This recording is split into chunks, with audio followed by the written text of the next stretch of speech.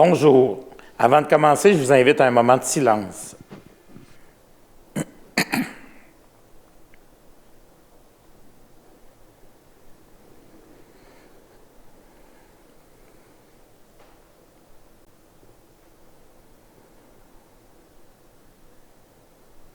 Vous pouvez vous asseoir.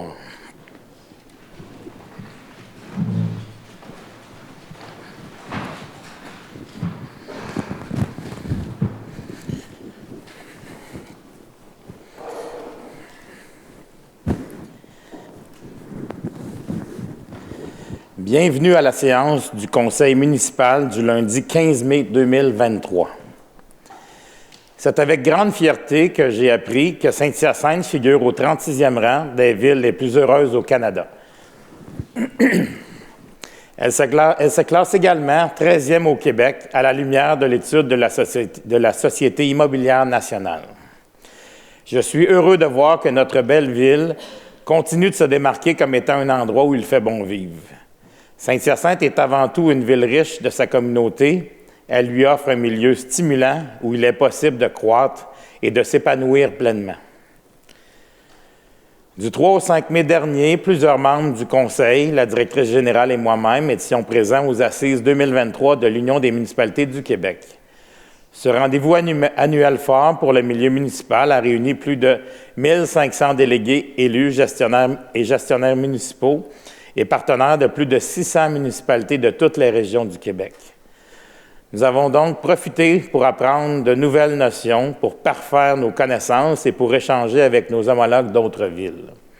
Nous avons notamment suivi des conférences sur la transition écologique, la mobilité durable, la fiscalité en lien avec la hausse des coûts de construction et les défis en lien avec la main-d'œuvre. Autant d'enjeux prioritaires qui nous interpellent directement dans notre mandat.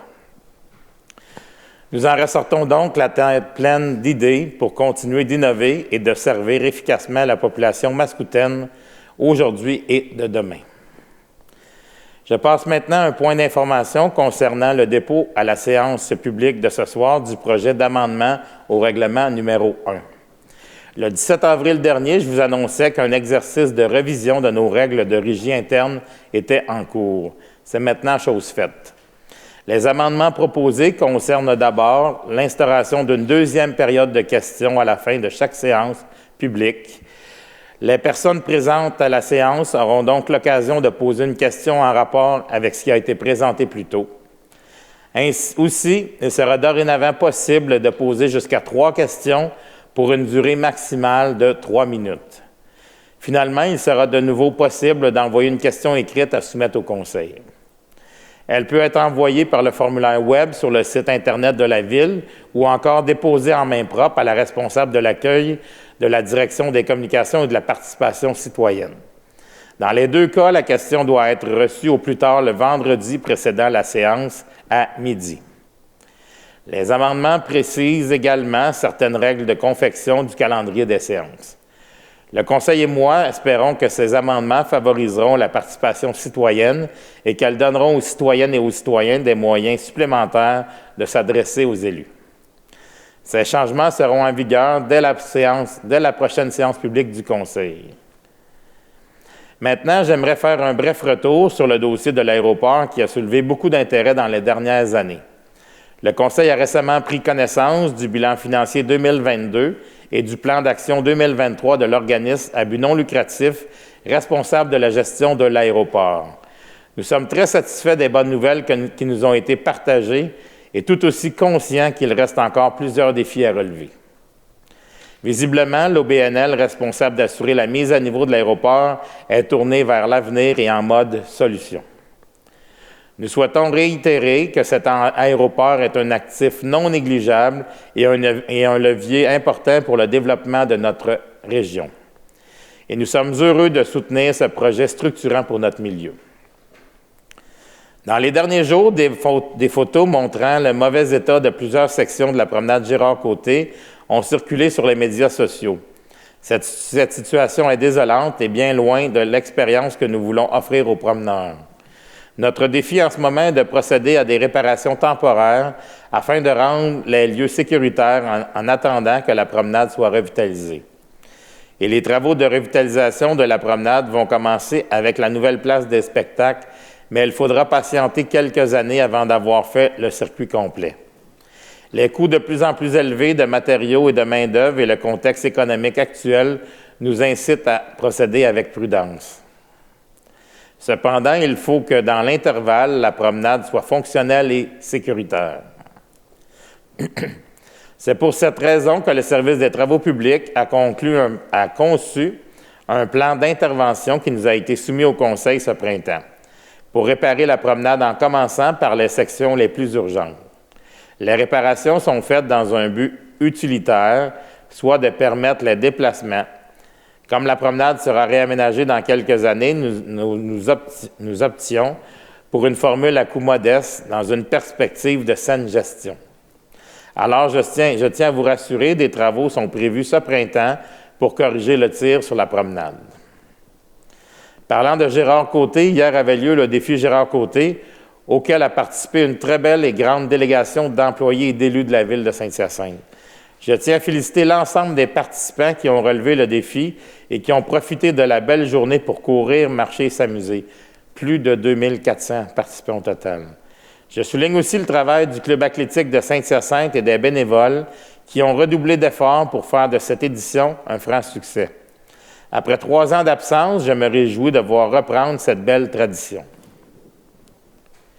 Je passe maintenant aux actualités culturelles. Dans un premier temps, je souhaite féliciter les organisateurs du nouveau festival Bouffe, bière et boissons qui avait lieu au Parc Casimir-Dessolles la fin de semaine dernière. Je suis heureux de voir que les Mascoutaines et les Mascoutains ont répondu à l'appel et ont fait de cette première édition un succès. Bravo à vous tous. J'aimerais ensuite vous partager une bonne nouvelle que plusieurs attendaient avec impatience. La semaine dernière, nous avons dévoilé la programmation de la 41e édition des Beaux Mardis de Casimir. Encore cette année, nous avons droit à une programmation haute en couleurs, regroupant des artistes variés qui, je suis persuadé, seront plaire à tous. Permettez-moi de vous les partager. Le 27 juin, l'Orchestre philharmonique de Saint-Hyacinthe rock avec Philippe Larocque et Yves Adam. Le 4 juillet, Wesley, un chanteur haïtien, et Béatrix, une chanteuse cubaine, en première partie. Le 11 juillet, Lisa Leblanc. Le 18 juillet, Haute-Rive avec Mara Tremblay et Catherine Durand. Le 25 juillet, Corias. Le 8 août, Sylvain Cossette. On finira le tout en beauté le 15 août avec Paul Piché. Au fil du temps, ces rendez-vous sont devenus incontournables pour les Mascoutaines et les Mascoutains, mais également pour les visiteurs qui en profitent pour découvrir notre beau centre-ville. Pour ma part, je tiens à souligner le travail et l'engagement de tous ceux qui ont participé à l'élaboration de cet événement. Sans l'implication du service des loisirs de la ville de Saint-Hyacinthe, d'Intact Assurance et du Centre des arts Juliette Lassonde, la programmation de cette 41e édition ne serait pas aussi riche et colorée. Je veux souligner cette année encore notre partenariat avec Intact Assurance, avec qui nous avons d'ailleurs renouvelé notre partenariat pour les 3 prochaines années. Cette entreprise fait partie du paysage mascoutin depuis plus d'1 siècle. Et nous sommes fiers de pouvoir compter sur un partenaire comme lui qui s'implique dans notre communauté. Je le remercie de soutenir cet événement et par le fait même de rendre la culture plus accessible à nos citoyennes et nos citoyens. Je tiens également à remercier la Maison des Jeunes qui vendra des goûters et rafraîchissements aux spectateurs, ainsi que la MRC des Mascoutins qui offrira un service de transport adapté et des installations sanitaires accessibles aux personnes à mobilité réduite pour toute la durée de l'événement. Enfin, j'invite la population à assister en grand nombre au spectacle des Beaux Mardis de Casimir dès le 27 juin prochain. Toujours sur la scène culturelle mascoutaine, le 9 mai dernier, la Médiathèque mascoutaine a dévoilé la nouvelle identité visuelle du réseau des bibliothèques municipales avec un nouveau logo, de nouvelles couleurs et un site web complètement redessiné. Le réseau s'appellera dorénavant Bibliothèque Saint-Hyacinthe. La nouvelle image de marque tombe à point, alors que nous attendons avec impatience la nouvelle bibliothèque Théa Saint-Germain, qui sera assurément un fleuron du pôle culturel de Saint-Hyacinthe. Je vous invite à aller découvrir ou redécouvrir tout ce que vos 2 bibliothèques vous offrent à Sainte-Rosalie et à Théa Saint-Germain. Vous pouvez également consulter le nouveau site Internet au www.bibliothèque www.bibliosth.ca. Je passe maintenant aux actualités en environnement. La Ville de Saint-Hyacinthe lance cette année un nouveau programme de subvention pour végétaliser les bandes riveraines. Cette initiative découle de son engagement auprès du ministère de l'Environnement, de la lutte au changement climatique, de la faune et des parcs, le MELCCFP, d'investir 25 000 par année jusqu'en 2027 dans des projets visant l'amélioration de l'habitat du poisson. La Ville endossera 100 % des coûts liés à l'aménagement végétal d'une bande riveraine jusqu'à concurrence de 3 500 par terrain, moyennant une contribution symbolique des riverains de 50 $. Le programme prévoit une rencontre sur le terrain et un plan personnalisé ainsi qu'un service clé en main comprenant la planification, la réalisation des travaux d'aménagement et des suivis sur une séquence d'1, 3 et 5 ans. L'organisme de bassin versant OBV de la Yamaska est mandaté pour la réalisation des aménagements. Ce programme cible les rives de la Yamaska à l'intérieur du périmètre urbain, plus précisément les secteurs d'intervention prioritaires déterminés par l'OBV Yamaska. Tous les usages seront considérés, résidentiels, commerciaux et industriels. En plus de remplir l'engagement de la Ville envers le MELCCFP, un tel programme de subvention contribuera à réaliser par la même occasion une action et plusieurs objectifs du plan de développement durable 2021-2025. Pour vérifier si vous êtes admissible afin de bénéficier d'un aménagement écologique réalisé par des experts, communiquez avec la personne responsable à l'OBV Yamaska. Les coordonnées sont disponibles sur notre site Internet de la Ville de Saint-Hyacinthe. L'arrivée de l'été annonce également la reprise des activités en plein air. D'abord, du 2 au 4 juin, ce sera la fête de la pêche. Les Mascoutins et Mascoutaines sont invités à redécouvrir le plaisir de pêcher sur la rivière Yamaska.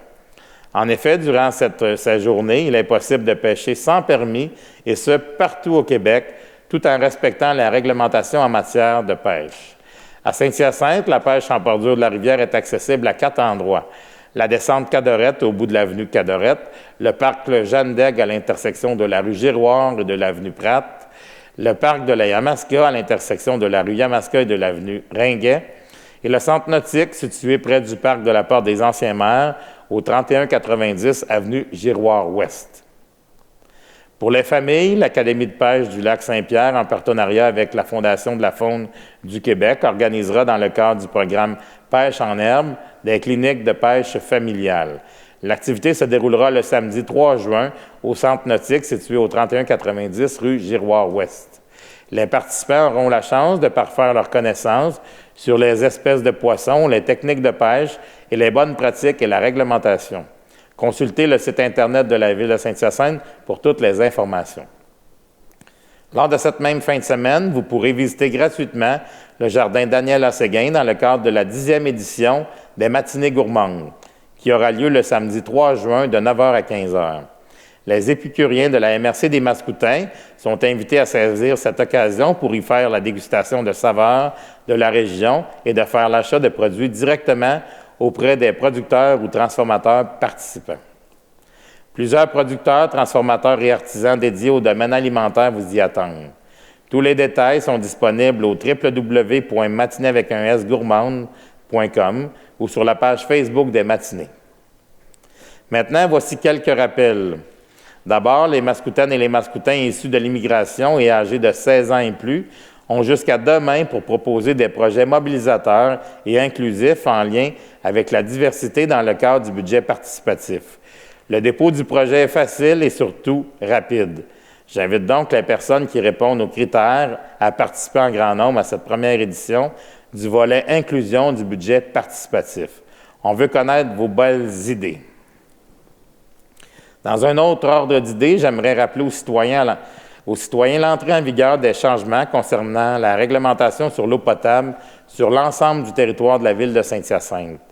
En effet, comme vous le savez, il est dorénavant interdit d'utiliser l'eau potable pour le lavage des entrées charretières, des stationnements et des trottoirs.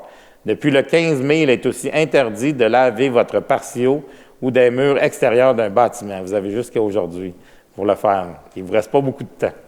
De plus, l'arrosage des pelouses sera interdit tout le mois de juillet. Des alternatives sont toutefois possibles, notamment le recours à l'eau provenant de puits ou encore l'utilisation de barils récupérateurs d'eau.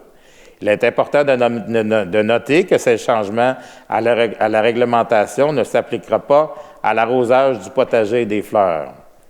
Je l'ai déjà mentionné, je le rappelle, pendant les périodes de grande chaleur, nous observons une consommation record d'eau potable au moment même où la rivière Yamaska qui nous alimente est à son niveau le plus bas. Nous accumulons alors un déficit en production et les réserves diminuent. De plus, la qualité de l'eau brute en provenance de la rivière varie selon les conditions météorologiques. La turbidité peut notamment changer d'une journée à l'autre, affectant directement la qualité du traitement et la capacité de production. C'est entre autres pour ces enjeux que le Conseil a décidé unanimement de modifier la réglementation afin de préserver cette ressource essentielle. Pour plus d'informations, visitez le site Internet de la Ville de Saint-Hyacinthe. J'aimerais conclure en mentionnant quelques dates qui méritent d'être soulignées au calendrier. Du 21 au 27 mai prochain, ce sera la Semaine nationale des travaux publics sous le thème « Fièrement TP ». J'en profite donc pour souligner le travail exceptionnel de nos équipes des travaux publics qui, à longueur d'année, travaillent d'arrache-pied pour planifier et exécuter l'ensemble des travaux réalisés sur notre territoire. Beau temps, mauvais temps, ils sont présents et nous sommes fiers et choyés de pouvoir compter sur une équipe aussi dévouée. Merci à vous tous. J'aimerais également souligner la journée de la neurofibromatose qui se tient le 17 mai. La neurofibromatose est une maladie génétique de naissance qui touche une personne sur 3000. Cette maladie engendre la croissance de tumeurs le long des nerfs de taille variée dans l'ensemble du corps. Elle peut aussi affecter le développement d'autres tissus comme la peau et les os. Cette journée a pour objectif de sensibiliser, de faire connaître cette maladie rare, tout en favorisant l'échange autour de la maladie pour les personnes concernées. J'ai été récemment interpellé par la famille d'une jeune mascoutaine atteinte de la neurofibromatose et leur histoire m'a beaucoup touché. Je tiens à leur offrir mon soutien ainsi qu'à toutes les personnes touchées par cette maladie. Pour plus d'informations sur ce sujet, visitez le anfq.ca. Le 17 mai est également la Journée internationale contre l'homophobie, la transphobie et la biphobie. Cette année encore, le drapeau arc-en-ciel sera hissé au mât de l'Hôtel de Ville. C'est un geste d'appui, car il est important que nos institutions se lèvent pour défendre les droits associés à l'identité de genre et à l'orientation sexuelle. Nous devons encourager les citoyennes et les citoyens et notre communauté à travailler ensemble pour contrer la discrimination et cette journée est une initiative importante pour aborder ces enjeux et sensibiliser les citoyennes et les citoyens. Nous en sommes rendus à la période de questions. Pour cette période, les citoyens doivent se présenter en séance publique. Nous allons donc prendre les questions des citoyens qui sont présents ici ce soir. On n'a pas de citoyens présents ce soir, que nous allons passer à la période d'information à la population par les conseillers et les conseillères. Monsieur Côté. Monsieur Côté, vous n'avez rien. Madame Pelletier. Merci, Monsieur le maire. Alors, ce soir, j'ai des points de sympathie. Je voudrais offrir mes sympathies à M. Pierre Souly et à M. Martin Havard, qui a perdu subitement sa conjointe et la fille de M. Souly, Mme Dominique Souly. Alors, mes sympathies. Et la deuxième famille, la famille Caron, pour M. Germain Caron, un bénévole, une personne bien engagée à la Ville de Saint-Hyacinthe. Alors, mes sympathies aux familles éprouvées. Merci. Madame Bédard. Oui, merci, Monsieur le maire. 2 points ce soir. Aujourd'hui commence la Semaine québécoise des familles. Comme je suis membre de la commission permanente de la famille de la MRC des Mascoutins, j'aimerais signifier que ça commence aujourd'hui jusqu'au 21 mai. La thématique, c'est simplifier le parcours des familles.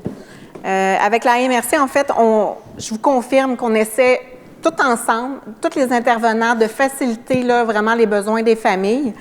On se mobilise, on se concerte, puis on essaie de travailler ensemble. Donc, c'est cette semaine pour en parler. Mon deuxième point, j'aimerais vous parler de pissenlit.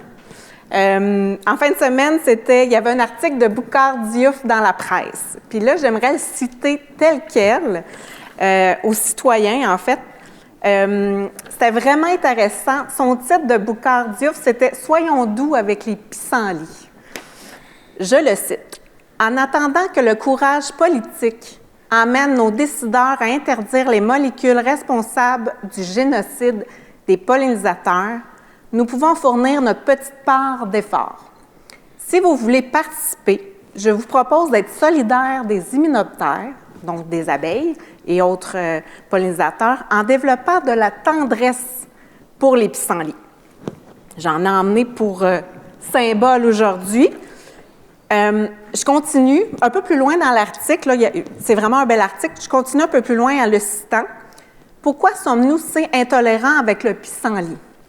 Pourquoi dérouler le tapis rouge à la marguerite et s'acharner sur le pissenlit? C'est la même famille, la marguerite et le pissenlit. La réponse qu'on me donne le plus souvent est « je ne sais pas, mais ça a toujours été de même. Ça a toujours été de même. Il faut que ça change, qu'il dit. On ne peut répéter sur tous les toits qu'il faut sauver les pollinisateurs, et je suis comme émotive, hein? Et qu'il faut sauver les pollinisateurs et s'acharner sur tout ce qui substante les abeilles, sur tout ce qui nourrit les abeilles. Tolérer les pissenlits, c'est tendre la main aux abeilles. » C'est fort, hein, comme parole. Entendons-nous bien. Je ne cherche pas ici à culpabiliser personne. J'ai moi-même adhéré à cette discrimination pendant quelques années avant de signer un pacte de non-agression avec le pissenlit. Il finit en disant « Je vous propose de signer ce pacte. » En 2024, M. le maire, j'aimerais que le conseil et la ville, on signe ce pacte-là d'aimer les pissenlits. Hier, c'était la fête des mères. Fait que je suis certaine qu'il y a des mamans qui ont reçu des pissenlits par leurs enfants. Puis c'est devenu la plus belle fleur au monde, si on peut dire. Il y a aussi également le 20 mai, c'est la Journée mondiale des abeilles. C'est les Nations unies qui ont déclaré officiellement le 20 mai comme Journée des abeilles afin de faire quelque chose, qu'on puisse faire quelque chose pour les préserver. Finalement, j'en profite pour lancer une fleur au Courrier de Saint-Hyacinthe qui a une chronique à toutes les semaines qui s'appelle « Les fleurs de la semaine ». Vous me voyez venir, hein? Donc, il y a la rose et le pissenlit. Là, avec ce que j'ai dit, puis ce qu'on est capable de lire cette année, je pense que le pissenlit est devenu une fleur, une belle fleur, porteur de bonnes nouvelles, puis qu'on aime de plus en plus. Donc, ça serait intéressant peut-être de revoir le titre dans notre journal local. C'est tout, M. le maire. Merci. Merci, Mme Bédard. M. Bousquet. M. Caron. M. Barré. M. Coulombe. Merci, M. le maire. Moi, j'aimerais faire, dans un premier temps, ma première intervention, faire un clin d'œil à l'équipe du DPC Communication qui se sont distingués au Grand Prix des hebdos et ça se déroulait au Centre des congrès de Lévis le 3 mai dernier. Ils nous ont remporté une dizaine de prix. Ils se sont, entre autres, vus décerner au chapitre des honneurs collectifs le travail créatif en atelier de montage, la revue Juliette, la mise en valeur du contenu et qualité de la langue. Et j'en passe beaucoup. Donc, j'invite la population qui veut vraiment prendre connaissance des articles du Courrier de Saint-Hyacinthe. Ça vaut vraiment la peine d'en faire la lecture. Moi, je suis abonné depuis une quarantaine d'années et tous les jeudis matins, notre journal est à la porte. Donc, je tiens à féliciter M. Chartier et toute son équipe pour le travail accompli.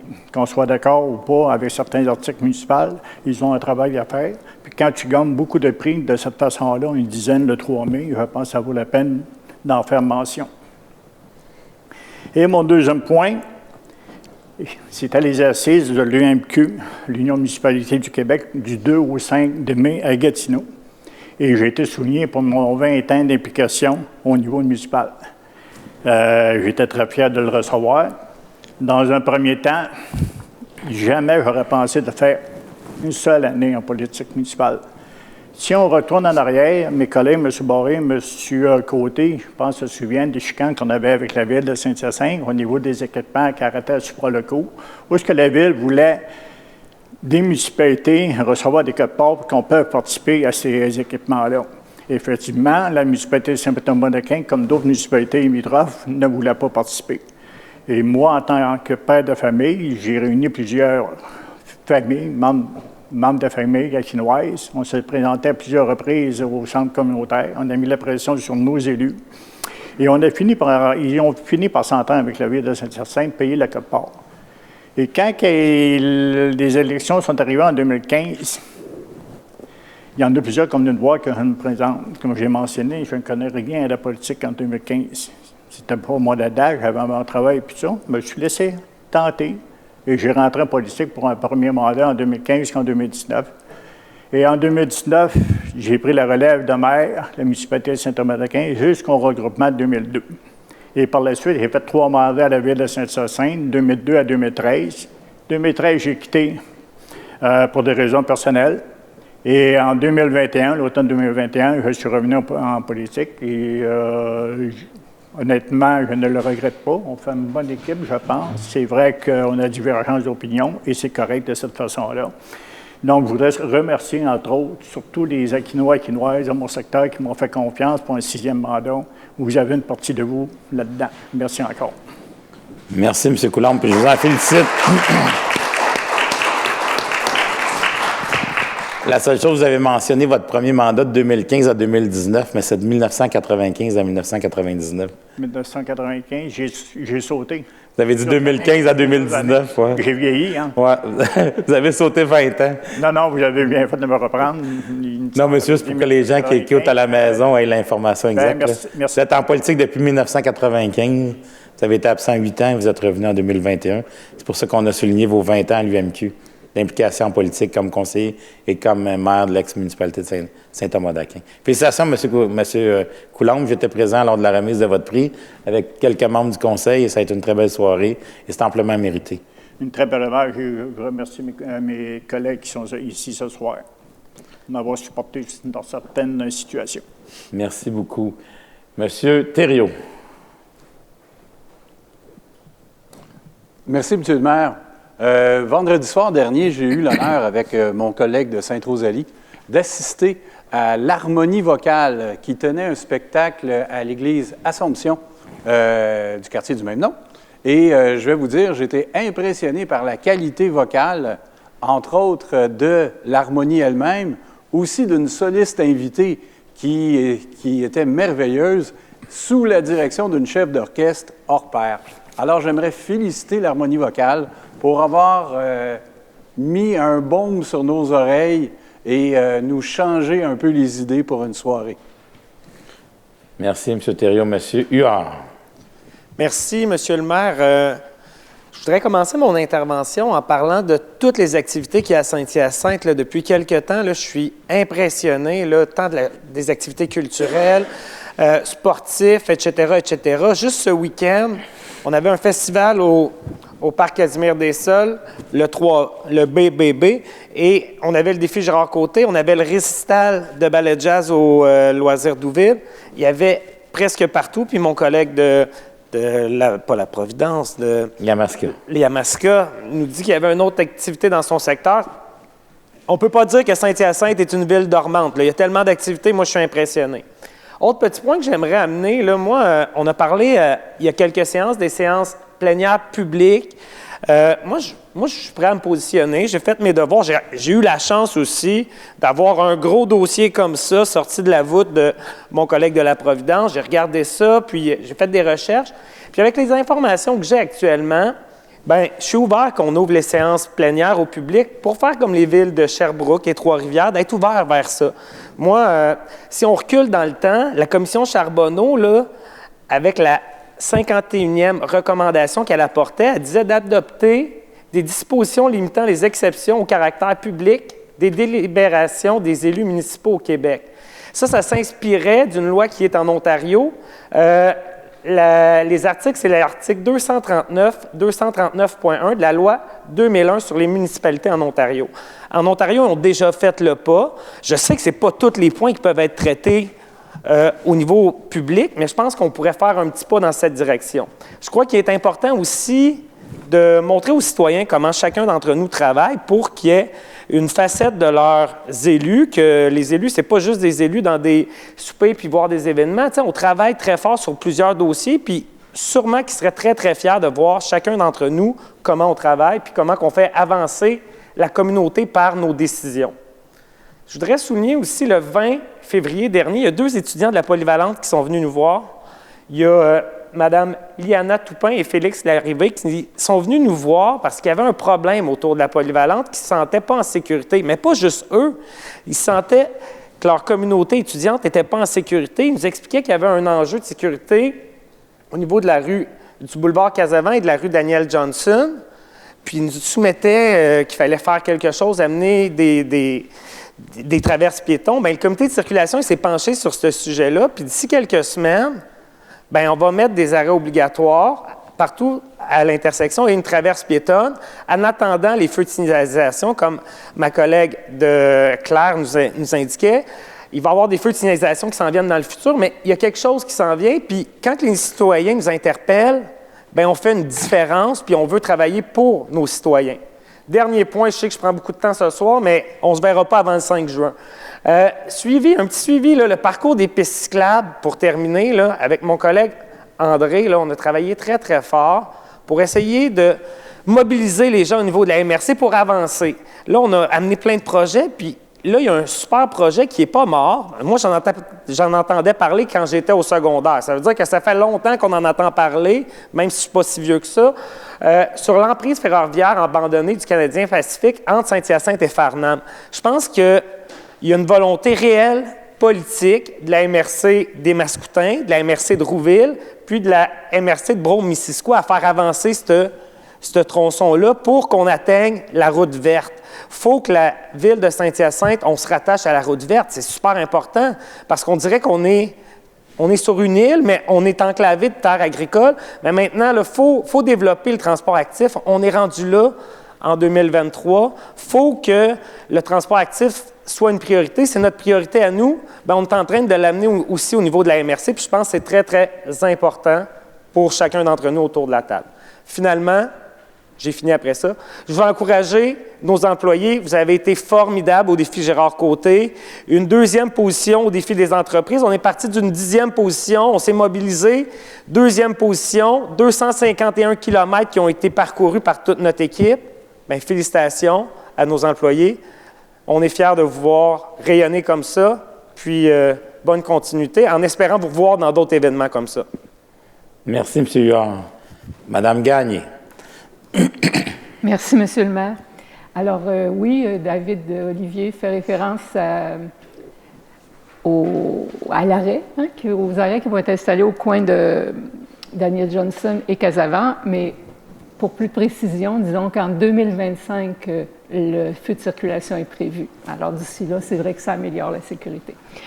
Moi, je voudrais parler un peu du défi Gérard Côté. Il y a une personne qui a participé au défi et qui a, avec sa coéquipière, Mme Kim Richer, remporté la course partagée de Saint-Hyacinthe.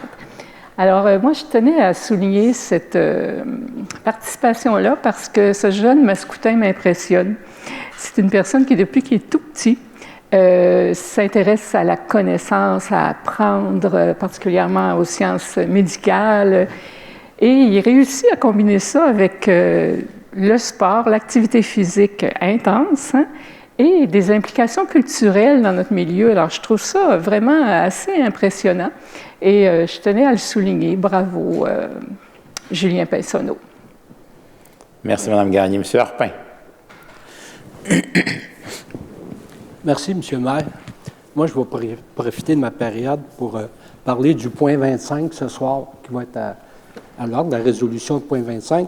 C'est une proposition d'interdire l'abattage d'un arbre. OK? C'est dans le Havre des Dominicains. C'est la propriété de Mme Chapdelaine et M. Guillemette. Et je vais vous faire une brève historique pourquoi que je suis contre. Je n'appuierai pas cette proposition-là. Ces gens-là, en janvier, ont demandé d'abattre 3 arbres. Ils voulaient installer une piscine. Ils ont soumis ça à l'urbaniste. L'urbaniste a regardé ça, il a soumis ça au CCU avec un comité citoyen. Puis tout le monde était d'accord que ça ne justifiait pas d'abattre 3 arbres et ça ne justifiait pas aussi d'installer un bâtiment spécifique pour la piscine. Ils ont demandé aux citoyens, puis là-dessus, je félicite les gens de l'urbanisme parce qu'ils travaillent fort avec les citoyens. Ils ont rencontré les citoyens, ils ont discuté avec, et ils en sont venus à la conclusion au mois de mai qu'il y avait 2 arbres. Il y en avait déjà un, mais il y avait 2 arbres à abattre. Et même le CCU, le Comité des citoyens, était en accord avec ça. Ici, au Conseil, c'est partagé. Okay? Plusieurs d'entre vous n'acceptent pas, interdisent l'abattage de l'arbre, et je crois que ce n'est pas justifié. On devrait abattre l'arbre. On me dit, parce que les gens ont été voir un biologiste, arboriculteur, certifié, M. Jean Lanois, on me dit, bien, l'arbre, il n'est pas mort. Mais moi, quand je lis un rapport comme ça, un arbre avec 2 troncs, OK, en érable, de 28 à 34 cm, situé dans la ligne de distribution de Hydro et la maison à l'arrière de celle-ci, il a besoin d'un élagage pour des branches mortes dans le haut de la cime, OK, parce qu'il ne faut pas oublier que c'était des forêts qu'il y avait là. Puis au fil du temps, il y a eu une déforestation, et ces arbres-là, ils n'ont plus de voisins pour les soutenir. Et c'est un arbre à 2 troncs. Et le spécialiste dit la base semble solide, mais devient problématique. Je répète, la base semble solide, semble, ça ne veut pas dire qu'elle est solide, mais devient problématique dans le temps, car cette jonction est une faiblesse de structure.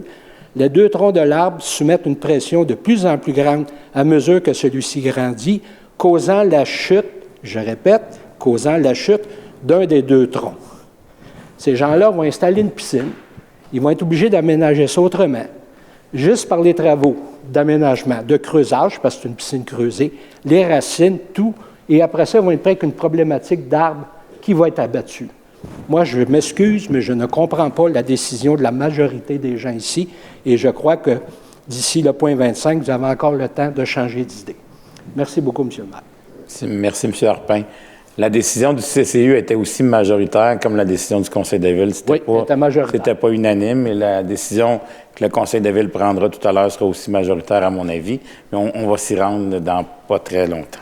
On serait rendu au point 3, avec l'adoption de notre ordre du jour. Mme Pelletier. Merci, M. le maire. Alors, je propose d'adopter l'ordre du jour de la présente séance tel que soumis. C'est appuyé par M. Caron et c'est adopté à l'unanimité. Le point 4.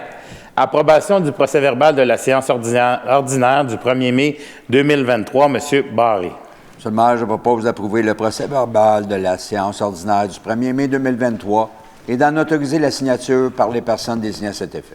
C'est appuyé par M. Côté. C'est adopté à l'unanimité. Le point 5. Approbation de la liste des comptes. M. Thériault. Monsieur le maire, alors je propose ce qui suit. D'approuver la liste des comptes pour la période du 28 avril au 11 mai 2023, comme suit. Premièrement, fonds d'administration, 1 879 179,53 $. Deuxièmement, fonds de dépenses en immobilisation, 818 903,84 $, pour un total de 2 698 083,37 $. Finalement, d'autoriser le trésorier ou la trésorière adjointe et chef de la division comptabilité du service des finances à effectuer les paiements requis conformément à la liste des comptes telle que soumise. Merci, M. Thériault. C'est appuyé par M. Barré. C'est adopté à l'unanimité. Le point 6. Politique d'approvisionnement et de disposition des actifs. Approbation. M. Harpin. Merci, M. le maire. Considérant le rapport préparé par les services juridiques en date du 19 avril 2023, je propose d'approuver la politique d'approvisionnement et de disposition des actifs préparée par le service des finances et datée du 15 mai 2023, telle que soumise. Merci, M. Harpin. C'est appuyé par M. Côté et c'est adopté à l'unanimité. Le point 7. Club le 3 et 4 roues du comté de Johnson Incorporé, droit de passage de véhicules tout-terrain pour la saison 2022 et 2023. M. Harpin. Merci, M. le maire. Considérant l'article 73 de la loi sur les véhicules hors route, considérant le rapport préparé par M. Sylvain Houle et daté du 15 mars 2023, considérant que ce rapport a été soumis au comité de circulation et sécurité routière de la ville de Saint-Hyacinthe dans le cadre de sa séance du 27 avril 2023.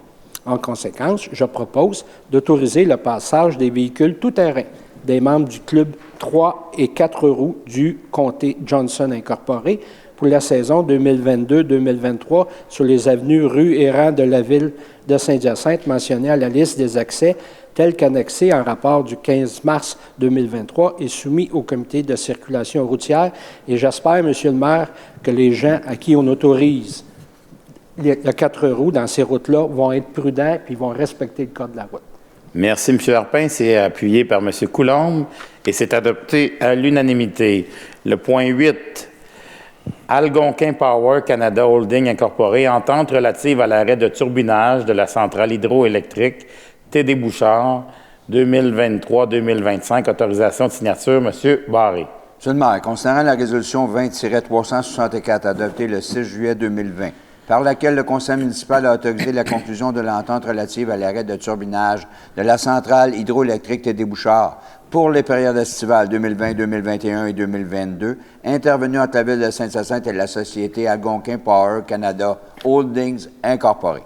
Considérant que cette entente signée le 7 juillet 2020 est venue à échéance le 7 septembre 2022, considérant le rapport préparé par le service du génie à la date du 3 mai 2023, en conséquence, je propose d'autoriser la conclusion de l'entente relative à l'arrêt de turbinage de la centrale hydroélectrique TD Bouchard 2023-2025 à intervenir entre la Ville de Saint-Hyacinthe et la société Algonquin Power Canada Holding Incorporée pour les périodes estivales s'échelonnant du 1er juillet et le 7 septembre des années 2023, 2024 et 2025, telles que soumises.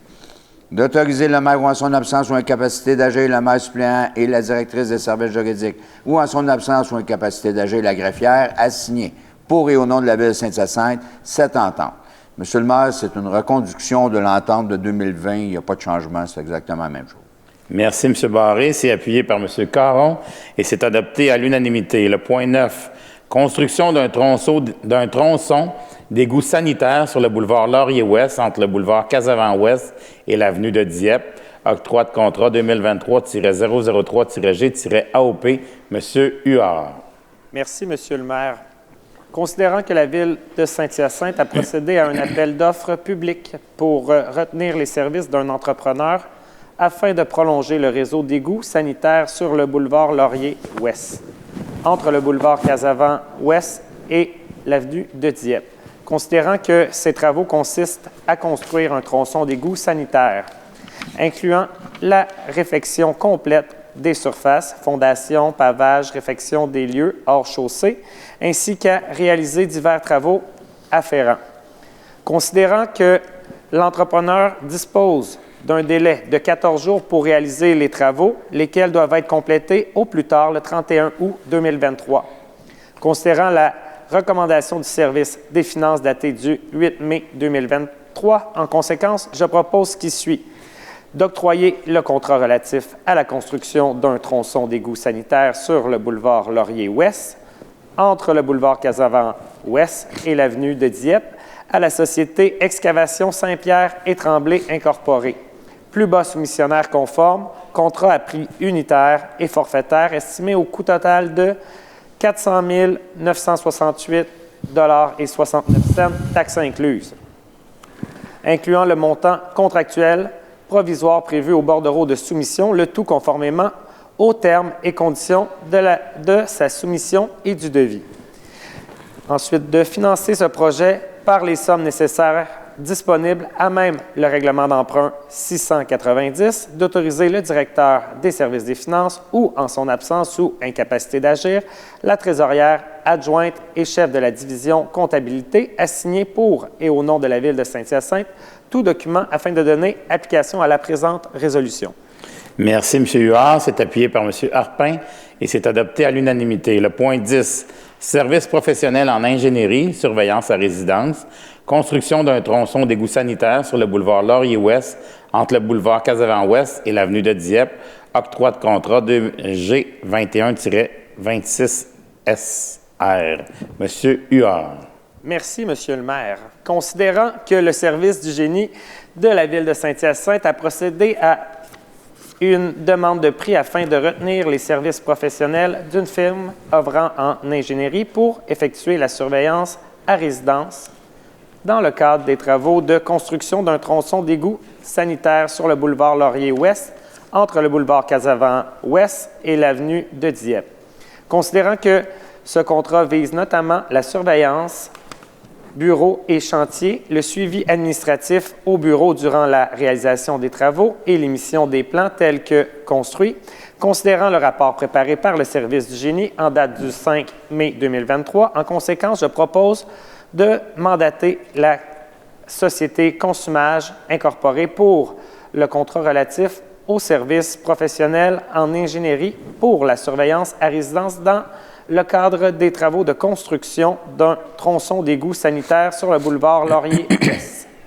Entre le boulevard Casavant-Ouest et l'avenue de Dieppe, contrat à prix forfaitaire estimé au coût total de 39 666,38 $, taxes incluses, incluant le montant contractuel provisoire prévu au bordereau de demande de prix, le tout conformément à l'offre de servitude datée du 5 avril 2023. D'autoriser la Société Consumage Incorporée à effectuer les démarches requises auprès des différentes instances et des différents ministères concernés dans le cadre du présent projet, dont le ministère de l'Environnement, de la lutte contre les changements climatiques, de la faune et des parcs. De financer ce projet par la somme nécessaire disponible à même le règlement d'emprunt 690, d'autoriser le directeur du service du génie à signer pour et au nom de la Ville de Saint-Hyacinthe tout document afin de donner application à la présente résolution. Merci, M. Huard. C'est appuyé par Mme Pelletier et c'est adopté à l'unanimité. Le point 11, fourniture et livraison de gaz propane, octroi de contrat 2023-049-B-AOI. M. Thériault. Merci, M. le maire. Considérant qu'on produit du gaz naturel, malheureusement, il y a certains procédés au niveau de l'analyse et au niveau du transport, quand on parle du bitume, on n'a pas le choix d'utiliser de propane. Alors, considérant que la Ville de Saint-Hyacinthe a procédé à un appel d'offres sur invitation pour la fourniture et la livraison de gaz propane en vrac et en bonbonne, selon les besoins de la Ville et de la gestion des eaux usées, et de la biométhanisation, aussi du service des travaux publics. Considérant que ce contrat comprend la fourniture de 5 réservoirs de 420 livres en location et de 45 bouteilles de propane de 33 livres, ainsi que le remplissage de ces bouteilles et d'un réservoir d'enduit bitumineux de 100 livres. Un réservoir pour les enduits bitumineux, nécessairement. Considérant que ce contrat débute à compter de son octroi et prendra fin le 31 mai 2024, considérant la recommandation du service des finances datée du 9 mai 2023, en conséquence, je propose ce qui suit. D'octroyer le contrat relatif à la fourniture et la livraison de gaz propane à la société Énergie Sonique Incorporée, seul soumissionnaire conforme, contrat à prix unitaire estimé à un coût de 50 177,97 $, taxes incluses, sans considérer les ajustements mensuels à compter du 1er juin 2023 liés à la variation des prix du propane en fonction du taux à la rampe, de chargement et de la raffinerie, le tout conformément aux termes et conditions de sa soumission et du devis. Finalement, d'autoriser le directeur des finances ou en son absence ou incapacité d'agir, la trésorière adjointe et chef de la division comptabilité, à signer pour et au nom de la Ville de Saint-Hyacinthe tout document afin de donner application à cette présente résolution. Merci, M. Thériault. C'est appuyé par M. Côté et c'est adopté à l'unanimité. Le point 12, ministère de la Santé et des Services sociaux, municipalité Amis des aînés, et réalisation de la démarche, comité de pilotage, nomination des membres, Mme Bédard. Merci, M. le maire. Considérant que le programme de soutien à la démarche MADA, municipalité Amis des aînés, vise notamment à aider les municipalités désireuses d'encourager la participation active des aînés au sein de leur communauté et de concrétiser la vision d'une société pour tous les âges en prévoyant l'adaptation des programmes, des infrastructures et des services au vieillissement de la population pour des communautés plus inclusives à tous les âges de la vie. Considérant la résolution 13-497, adoptée le 30 septembre 2013, par laquelle le conseil municipal a approuvé la politique citoyenne du loisir, du sport, de la culture et de la vie communautaire. Considérant que la Ville de Saint-Hyacinthe désire intégrer un volet municipalité amie des aînés à même sa politique et son plan d'intervention lors de leurs refontes respectives, considérant que pour ce faire, il est opportun de mettre en place un comité de pilotage MADA, lequel aura pour mandat de veiller à l'implantation de la démarche MADA visant à développer une culture d'inclusion sociale, quel que soit l'âge ou la capacité des personnes.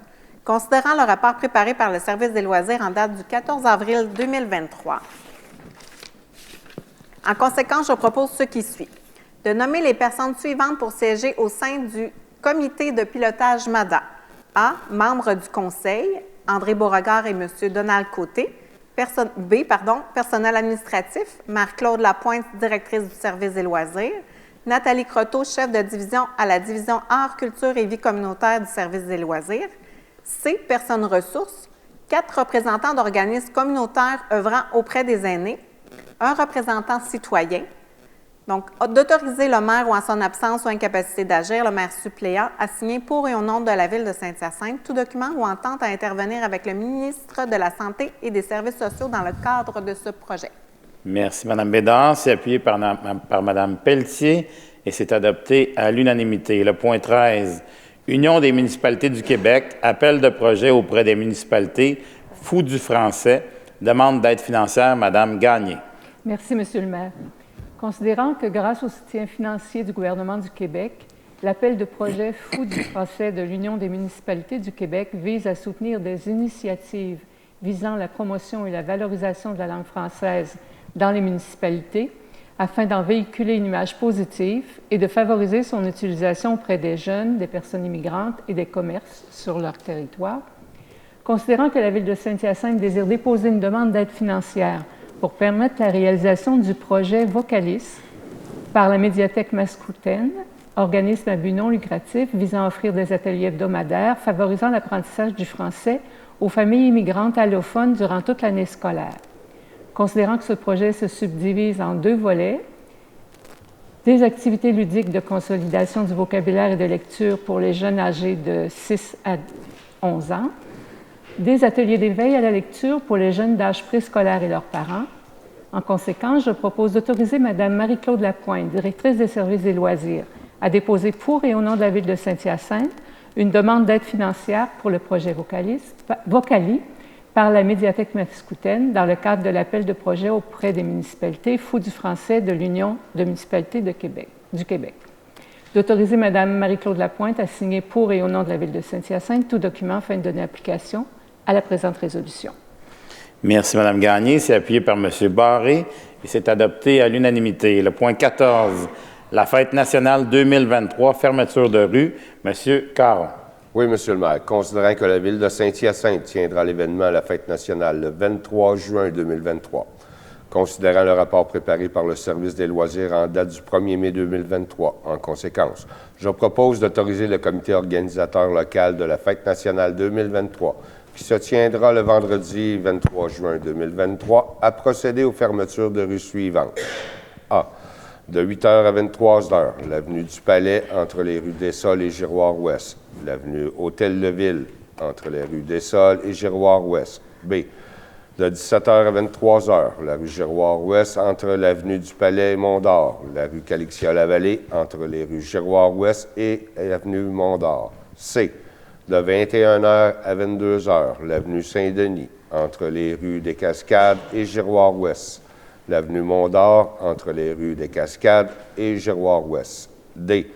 De 21h à minuit, la rue des Cascades entre les avenues de la Concorde-Nord et Saint-Denis. E. De 21h30 à 22h30, la rue Saint-Pierre-Ouest entre l'avenue Saint-Thomas et la rue Martel. Le pont Barsalou, avenue Bourdage, entre les rues des Cascades et Saint-Pierre-Ouest. Le pont Morrison, avenue de la Concorde, entre les rues Bibeau et Saint-Pierre-Ouest. Merci, M. Caron. C'est appuyé par M. Huard et c'est adopté à l'unanimité. Le point 15. Monsieur le maire, excusez-moi de vous interrompre. Pour le prochain point, je veux aviser la greffière que je vais me retirer. J'ai un membre de ma famille qui est étudiant puis qui travaille depuis 1 an ou 2 à ce poste-là, un soir sur la fin de semaine. Et pour ne pas laisser de soupçon de conflit d'intérêts, je vais me retirer. Merci, M. Barré. Ressources humaines, préposé à l'entretien de soir au Centre multisport C.A. Gauvin, au département entretien des plateaux du service des travaux publics, nomination, M. Coulombe. Merci, M. le maire. Considérant la résolution 23-103, adoptée le 20 février 2023, par laquelle le conseil municipal a autorisé la signature de la lettre d'entente numéro 2023-01 à intervenir avec le syndicat canadien de la fonction publique, section locale 4636, portant notamment sur la création d'un poste de préposé à l'entretien de soir au Centre multisport C.A. au département entretien des plateaux du service des travaux publics, ainsi qu'aux conditions de travail relatives à ce poste. Donc, je propose de nommer M. Amirouche Amourousse au poste de préposé à l'entretien de soir au Centre multisport C.A. au département entretien des plateaux du service des travaux publics, échelon 25 et plus, et ce, à compter du 17 juillet 2023. Merci, M. Coulombe. Je n'ai pas fini. De tout conformément aux termes et conditions établis à la convention collective en vigueur conclue avec les syndicats canadiens de la fonction publique. Section locale 4636 et la lettre d'entente numéro 2023-01. Merci, M. Coulombe. C'est appuyé par Mme Bédard et c'est adopté à l'unanimité. Le point 16, ressources humaines, technicien à la comptabilité, à la division comptabilité du service des finances, embauche, Mme Pelletier.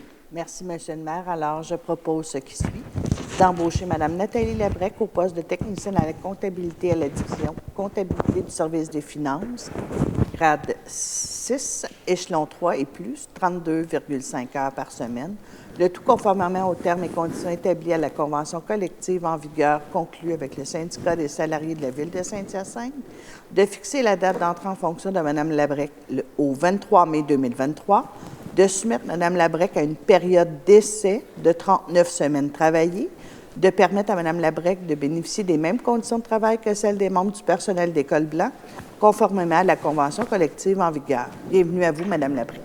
Merci, Mme Pelletier. C'est appuyé par M. Harpin et c'est adopté à l'unanimité. Le point 17, syndicat des salariés de la Ville de Saint-Hyacinthe, lettre d'entente numéro 28, modification à l'horaire du poste d'appariteur courrier, autorisation de signature, Mme Gagné.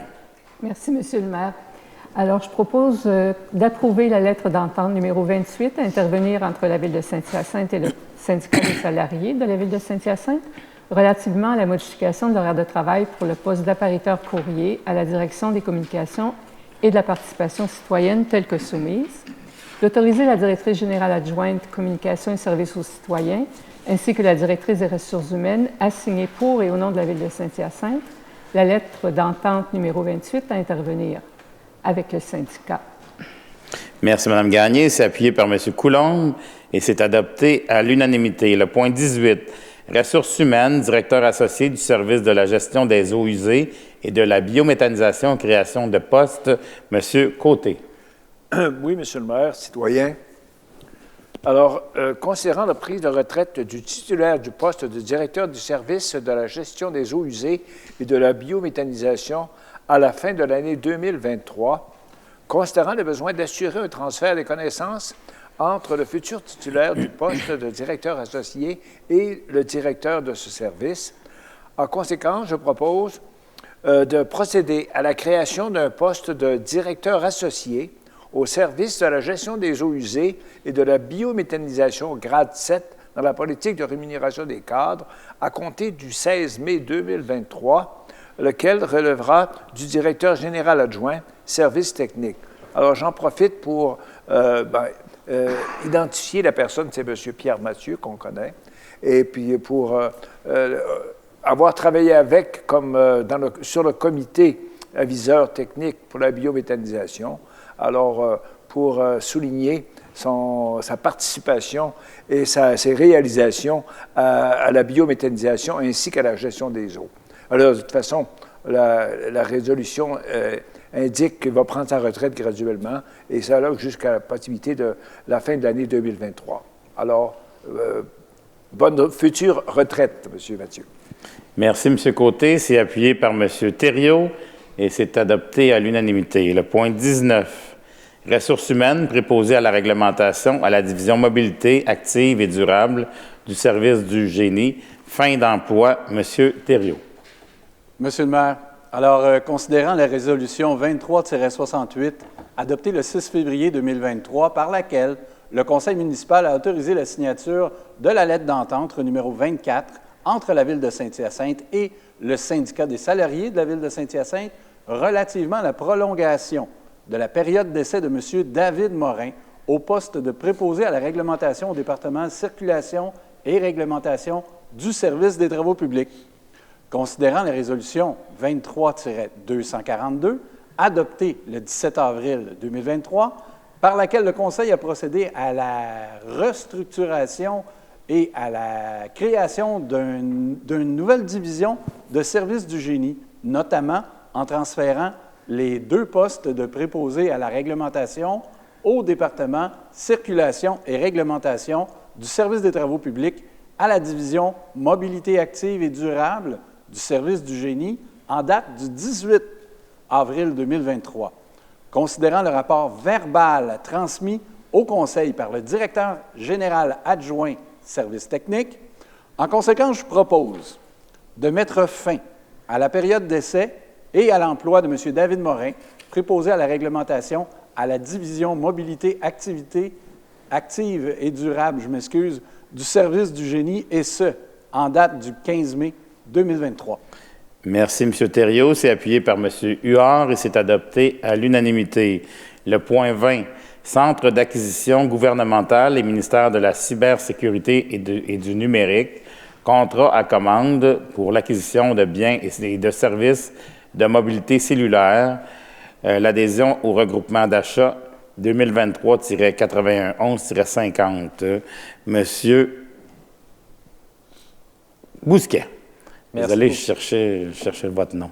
Merci, Monsieur le maire. Considérant que l'article 573.3.2 de la Loi sur les cités et villes permet à toute municipalité de se procurer tout bien meuble ou tout service auprès du Centre d'acquisition gouvernementale ou, selon le cas, auprès du ministre de la Cybersécurité et du numérique ou par leur entremise, considérant que la Ville de Saint-Hyacinthe désire adhérer au regroupement d'achat offert par le CAG et le MCN pour le contrat commande, le contrat à commande visant l'acquisition de biens et de services de mobilité cellulaire 2023-8111-50, considérant que ce contrat débutera à compter du 21 octobre 2023 et prendra fin le 20 octobre 2028, considérant la recommandation du service des finances datée du 10 mai 2023, en conséquence, Monsieur le maire, je propose ce qui suit. Premièrement, d'adhérer au regroupement d'achat offert par le Centre d'acquisition gouvernementale, le CAG, et le ministère de la Cybersécurité et du numérique, le MCN, pour le contrat à commande visant l'acquisition de biens et de services de mobilité cellulaire 2023-8111-50. Deuxièmement, de s'engager à fournir au CAG et au MCN, par l'entremise du logiciel d'achat en commun, les informations dont il aura besoin afin de permettre à ce dernier de préparer son document d'appel d'offres. Troisièmement, de reconnaître que le Centre d'acquisition gouvernementale et ou le ministère de la Cybersécurité et du numérique percevra directement de l'adjudicataire des frais de gestion correspondant à un taux fixé à 1 % sur l'acquisition de téléphones cellulaires et de 60 sous par ligne de service, lesquels seront inclus dans les prix de vente des produits acquis par la Ville. Et finalement, d'autoriser la chef de la division approvisionnement, le directeur du service des finances ainsi que le directeur des technologies de l'information à signer pour et au nom de la Ville de Saint-Hyacinthe tout document afin de donner application à la présente résolution et à agir à titre de représentant de la Ville pour la gestion de ce contrat.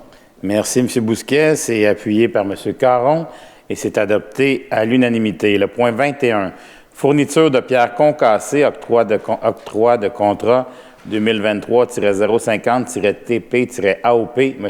Côté. Oui, Monsieur le maire, citoyen.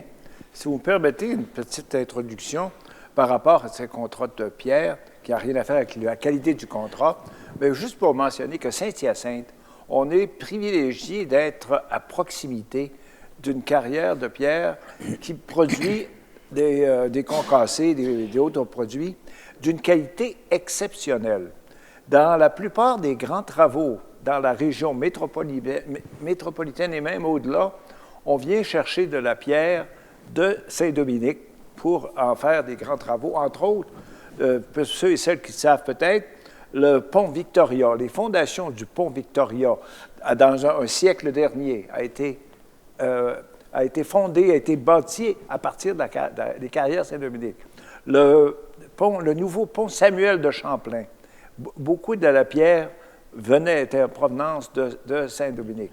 Alors, encore une fois, c'est sûr, ils ne nous font pas de cadeaux, il faut bien se le dire. C'est un contrat, c'est une business, mais quand même, d'être à proximité c'est une certaine richesse. Alors, je voulais juste placer la situation. Considérant que la Ville de Saint-Hyacinthe a procédé à un appel d'offres public pour la fourniture de divers types de pierres concassées, considérant que le transport de la pierre concassée de la carrière du fournisseur vers les divers sites de travaux est assuré par la Ville, considérant que le contrat est d'une durée de 2 années fermes, débutant à compter du début du début du contrat et prenant fin le 31 mars 2025, avec possibilité de prolongation pour une année d'option de 2025 à 2026. Considérant la recommandation du service des finances datée du 8 mai 2023, alors je propose d'octroyer le contrat relatif à la fourniture de pierres concassées, excluant le transport à la Société Les Carrières Saint-Dominique limitée, plus bas soumissionnaire conforme, soit pour la période débutant à compter de l'octroi du contrat et prenant fin le 31 mars 2025, contrat à prix unitaire estimé à un coût total de 623 680,17 $, taxes incluses, le tout conformément aux termes et conditions de sa soumission et du devis.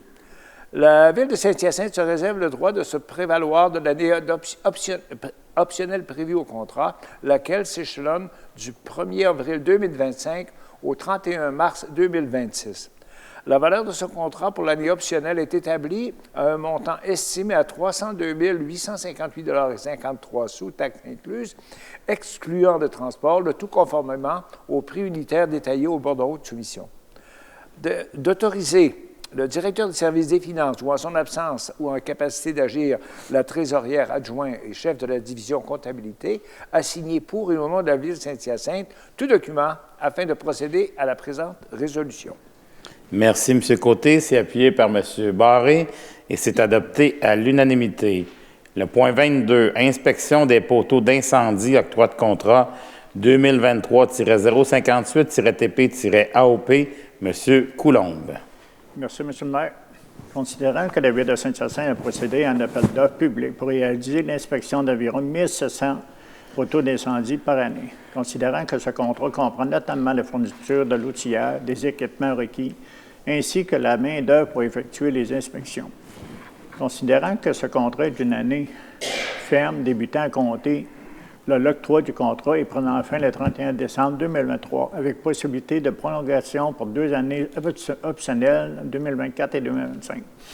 Considérant la recommandation du service des finances datée au 8 mai 2023, dont je propose d'octroyer le contrat relatif à l'inspection des poteaux d'incendie à la société Hydrospec Inc., plus bas soumissionnaire conforme, soit pour la période débutant à compter de l'octroi du contrat et prenant fin le 31 décembre 2023. Contrat à prix unitaire estimé à un coût total de 48 375,73 $, taxes incluses. Le tout conformément aux termes et conditions de sa soumission et du devis. La Ville de Saint-Hyacinthe se réserve le droit de se prévaloir des 2 années optionnelles prévues au présent contrat, s'échelonnant respectivement du 1er janvier au 31 décembre 2024 et du 1er janvier au 31 décembre 2025. La valeur de ce contrat est établie au montant estimé à 48 375,73 $, taxes incluses, pour chacune des années optionnelles, le tout conformément au prix unitaire détaillé au bordereau de soumission. D'autoriser le directeur du service des finances ou en son absence et incapacité d'agir, la trésorière adjoint et chef de la division comptabilité, à signer pour au nom de la Ville de Saint-Hyacinthe tout document afin de donner application à la présente résolution. Merci, M. Coulombe. C'est appuyé par M. Thériault et c'est adopté à l'unanimité. Le point 23, services professionnels, caractérisation environnementale phase 2 et contrôle de la qualité des matériaux pour les travaux d'aménagement de la promenade Gérard-Côté, octroi de contrat 2023-060-TP-AOP. M. Caron. Oui, Monsieur le maire, considérant que la Ville a procédé à un appel d'offres public pour retenir les services professionnels d'une firme en ingénierie afin de procéder à la caractérisation environnementale phase 2, ainsi qu'au contrôle de la qualité des matériaux pour les travaux d'aménagement de la promenade Gérard-Côté. Considérant que ce contrat a été divisé en 4 bordereaux de soumission distincts, tous octroyés à un même soumissionnaire, lesquels sont définis comme suit. Bordereau de soumission numéro 1, lot 1A, promenade Gérard-Côté, secteur de la place des spectacles, caractérisation environnementale phase 2 et recommandations géotechniques de structure de chaussée. Bordereau de soumission numéro 2, le lot 1B, promenade Gérard-Côté, secteur du dessous du pont, caractérisation environnementale phase 2. Bordereau de soumission numéro 3, lot 1C, promenade Gérard-Côté, secteur du parc des Tisserands, caractérisation environnementale phase 2.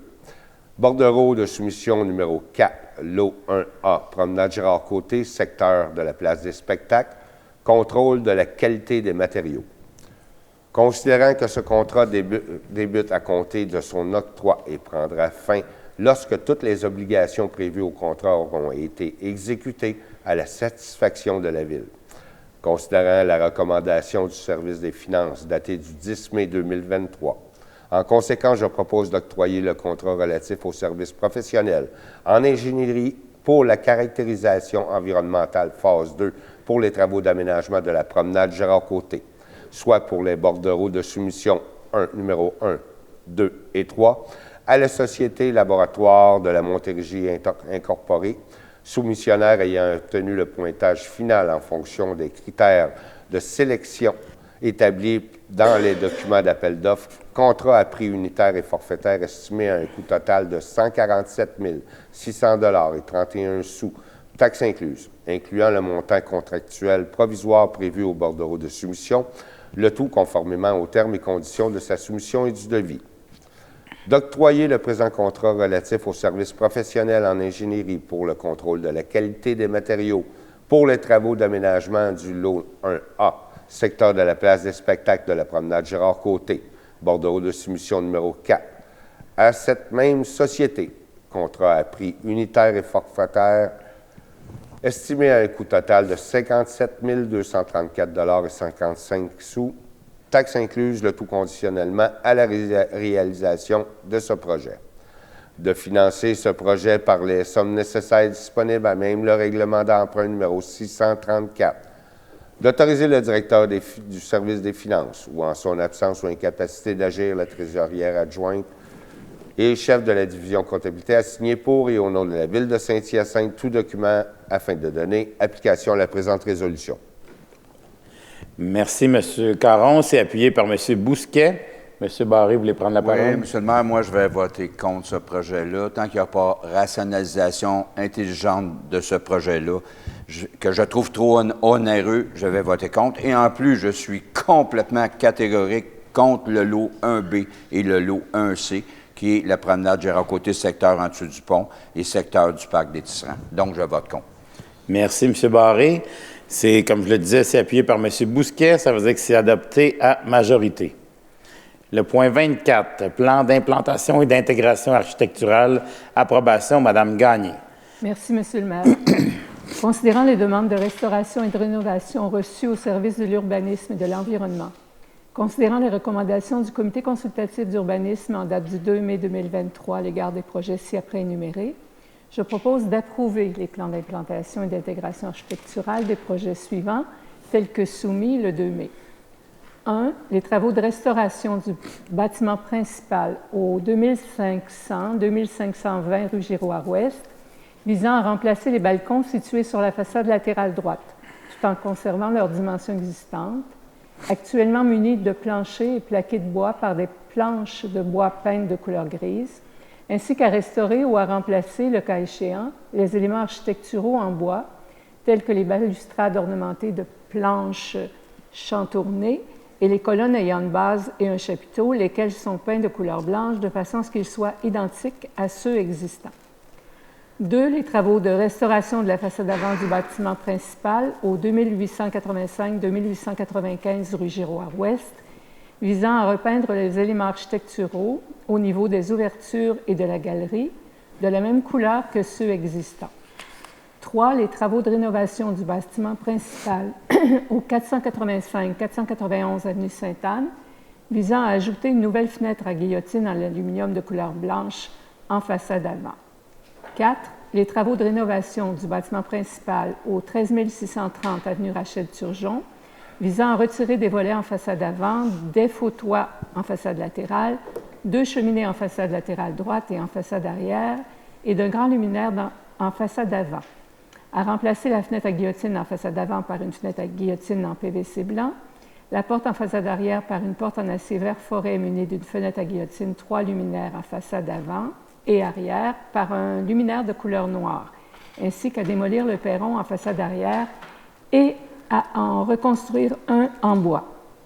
5. Les travaux de rénovation du bâtiment principal au 905 avenue du Palais, visant à peindre les corniches sur la façade avant de couleur blanche, ainsi que des sections abîmées du revêtement de briques de la façade latérale droite de couleur bleue. Je propose aussi d'approuver les plans d'implantation et d'intégration architecturale visant à la modification du projet de construction de 4 résidences multifamiliales isolées de 6 logements chacun, aux 16 700, 16 720, 16 740 et 16 760 avenue Fernand Ménard, comme suit. A. Pour tous les immeubles, par l'ajout d'un revêtement extérieur de maçonnerie sur l'ensemble de leur façade, le tout conformément au visuel 3D réalisé par la firme FXA, reçu en date du 8 juillet 2022. B. Pour les immeubles portant les numéros civiques 16 700, 16 740 et 16 760 avenue Fernand Ménard, que la répartition de couleurs du revêtement extérieur de maçonnerie soit conforme à celle prévue au visuel reçu en date du 8 juillet 2022. C. Pour l'immeuble portant le numéro civique 16 720 avenue Fernand Ménard, que la répartition des couleurs du revêtement extérieur de maçonnerie soit conforme à celle prévue au visuel reçu en date du 13 mars 2023. Le paragraphe 12 du premier alinéa du dispositif de la résolution numéro 22-515 adoptée le 1er août 2022 est modifié en conséquence. Le paragraphe 3 du premier alinéa de la résolution 22-853 est abrogé également et le paragraphe 4 du premier alinéa de la résolution 23-204 est abrogé en conséquence également. D'approuver les plans d'implantation et d'intégration architecturale visant à la modification du projet de construction de 3 résidences multifamiliales isolées de 8 logements sur le même lot, portant le numéro 6 476 498 du cadastre du Québec, situé au 16 800, 16 840 avenue Fernand Ménard, relativement à l'ajout d'un revêtement extérieur de maçonnerie sur l'ensemble des façades en conservant la même répartition de couleurs que celle prévue au visuel 3D réalisé par la firme FXA, reçu en date du 30 mars. Le paragraphe 4 du premier alinéa du dispositif de la résolution numéro 23-255, adopté le 17 avril 2023, est modifié en conséquence. De prévoir que cette résolution autorisant la délivrance du permis pour ces projets est valide pour une période de 12 mois, sauf celle concernant le point 1 ayant été soumis au Comité consultatif d'urbanisme du 2 mai 2023. L'ensemble de ces projets sont assujettis aux conditions établies par le Comité consultatif d'urbanisme. Merci, Mme Gagné. C'est appuyé par M. Harpin et c'est adopté à l'unanimité. Le point 20... Monsieur le maire, oui. Pour le point 25, avant de faire la lecture, j'aimerais qu'on corrige, que Mme la greffière corrige le dernier considérant que je trouve qui est trop abrégé. OK? Considérant la recommandation du CCU en date du 2 mai 2023, j'aimerais qu'on ajoute, on autorise l'abattage de l'arbre adopté à majorité par le CCE, s'il vous plaît. Avant que les membres votent, je veux qu'ils comprennent très bien. Oui, ça a déjà été discuté, mais ça va être ajouté. De l'inscrire. Pas de problème.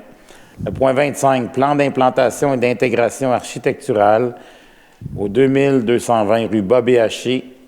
Une décision, Mme Bédard. Oui, merci, Monsieur le maire. Considérant que Mme Sophie Chapdelaine et M. Stéphane Guillette ont soumis en date du 3 janvier 2023 une demande d'abattage de 3 arbres en cour arrière du bâtiment principal situé au 2220 rue Bobby-Haché à l'étude par le comité consultatif d'urbanisme, ci-après CCU, afin d'y aménager un bâtiment accessoire et une piscine. Considérant la résolution 23-73 adoptée le 6 février 2023, par laquelle le conseil municipal a approuvé le plan d'implantation et d'intégration architecturale du projet visant l'abattage d'un arbre malade en cour arrière situé à droite de la propriété érigée, conformément au plan de localisation, implantation existant, arbre à abattre, soumis lors de la séance du 17 janvier 2023 du CCU, le tout conditionnellement au remplacement de cet arbre en cour arrière.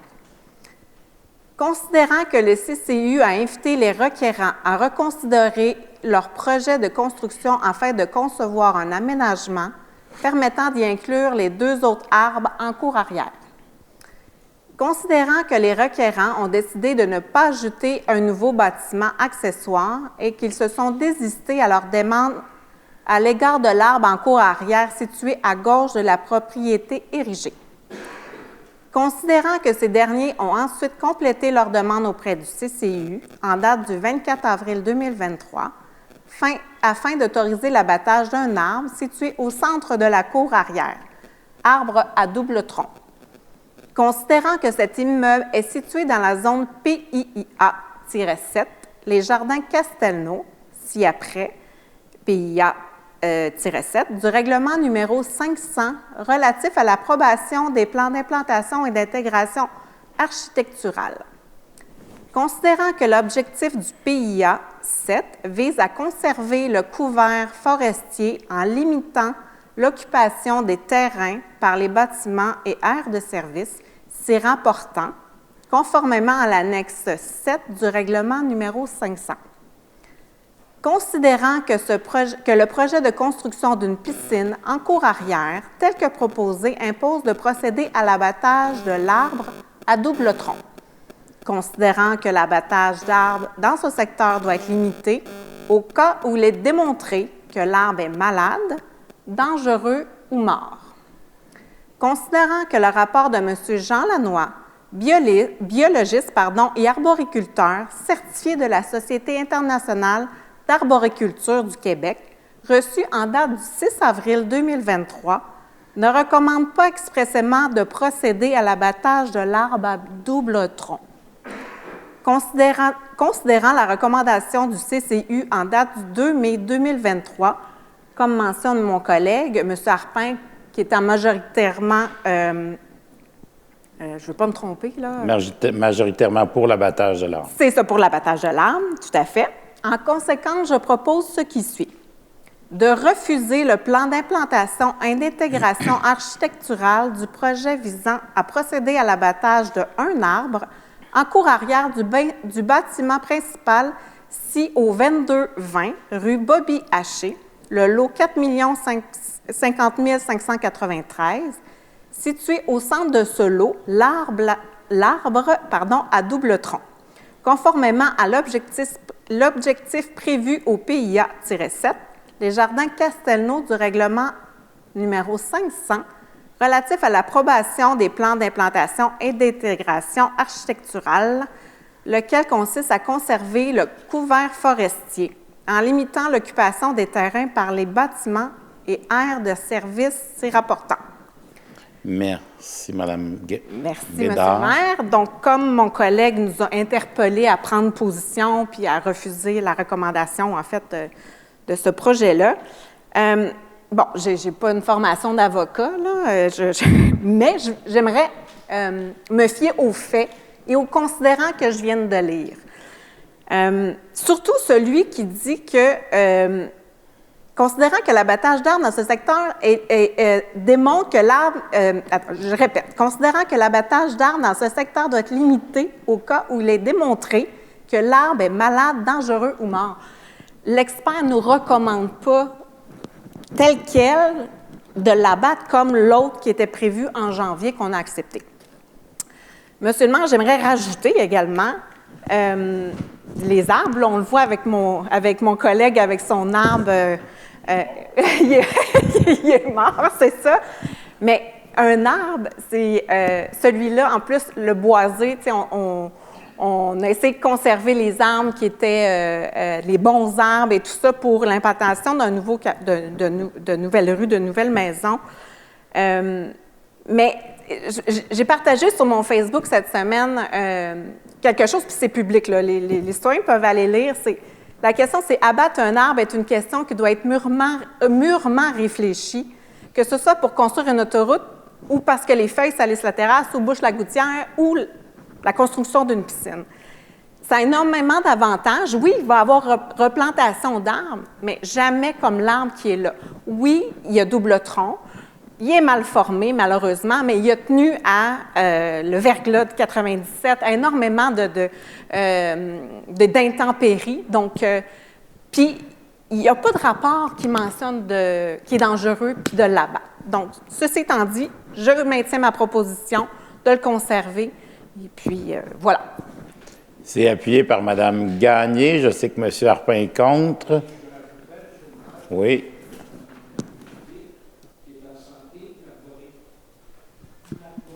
Monsieur Harpin, votre micro. Votre micro. Excusez-moi, Monsieur le maire. Je comprends ce que la conseillère vient de mentionner, mais dans la fin, quand elle dit que l'arbre est en santé, l'arboriculteur nous spécifie bien qu'en grandissant, la chute d'un des deux troncs va arriver. Merci, Monsieur le maire. Merci, M. Harpin. Vous êtes contre? Est-ce qu'il y a d'autres personnes, M. Barré? Oui, je voudrais juste mentionner que moi, je base ma décision sur la recommandation du CCU et je vais voter contre cette résolution. M. Thériault. Bien, moi, M. le maire, j'ai fait une visite au niveau du terrain qui n'est pas tellement grand, qui est très, très petit. Et sur la base où on va permettre l'installation de la piscine, écoutez, c'est utopique de penser que cet arbre-là va survivre. Juste l'installation de la piscine et les travaux qui vont aller là, l'arbre va périr de ces travaux-là. Alors, si on permet l'installation de la piscine, l'arbre va succomber. Alors, c'est pourquoi je vais me rallier à mes trois collègues. Madame Pelletier. Alors, Monsieur le maire, j'ai écouté bien les propos de M. Harpin, j'ai relu le dossier, et M. Harpin est quand même le vice-président du CCU. Alors, pour les informations, oui, je suis d'accord, on abat un arbre, mais je suis d'accord aussi à enlever l'arbre à double tronc. Alors, je vote contre cette proposition. Monsieur Coulombe.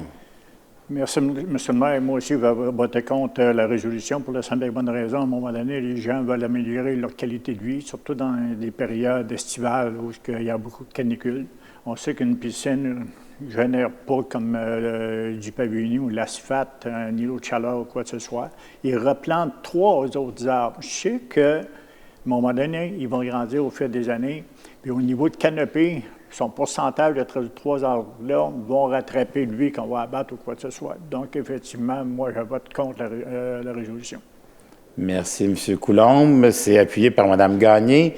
Et si je vous comprends bien, c'est majoritaire 6-5 pour l'abatteur, pour ne pas abattre l'arbre. 6-5 pour la résolution. On serait rendu au point 26. Adoption de la résolution concernant une demande d'autorisation d'un projet particulier de construction, de modification ou d'occupation d'un immeuble PPC-moi pour les propriétés sises au 16 800, 16 840, avenue Fernand-Ménard, le lot 6 476 498, M. Huard. Merci, M. le maire. Considérant que le premier projet de résolution a été soumis le 17 avril 2023, considérant que le second projet de résolution a été soumis le 1er mai 2023 et que c'était les mêmes considérants, je vous en fais grâce ce soir. En conséquence, Je propose d'accorder, conformément au règlement 240 relatif au projet particulier de construction, de modification ou d'occupation d'un immeuble, la délivrance d'un permis de construction de 3 résidences multifamiliales isolées de 8 logements chacune, sises au 16 800 et 16 840 avenue Fernand-Ménard, lot 6 476 498 dans la zone d'utilisation résidentielle 9039-H-24 sur un même terrain, le tout conformément à la demande soumise par le requérant en date du 30 mars 2023. Merci, M. Huard. C'est appuyé par Mme Gagné et c'est adopté à l'unanimité. Le point 27, projet particulier de construction, de modification ou d'occupation d'un immeuble PPC-moi, le 5280-5290 rue Martineau, le lot 1 702 423. Décision, M. Harpin. Merci, M. le maire.